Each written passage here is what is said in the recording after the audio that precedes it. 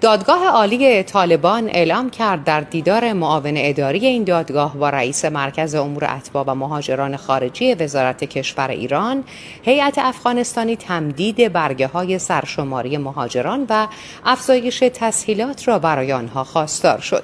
آنطور که آقای عبدالمالک حقانی گفته، حکومت افغانستان بر اساس دستور ویژه رئیس هیئت حاکمه طالبان به همکاری در مبارزه با باندهای قاچاق انسان و مواد مخدر کاملا متعهد است.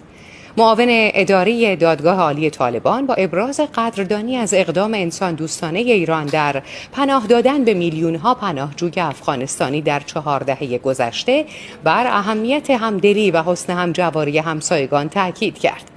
رئیس مرکز امور اتباع و مهاجران خارجی وزارت کشور ایران هم اقدام‌های صورت گرفته در اجرای مدیریت مرزها را ستود و همکاری‌های بیشتر در این زمینه را ضروری دانست.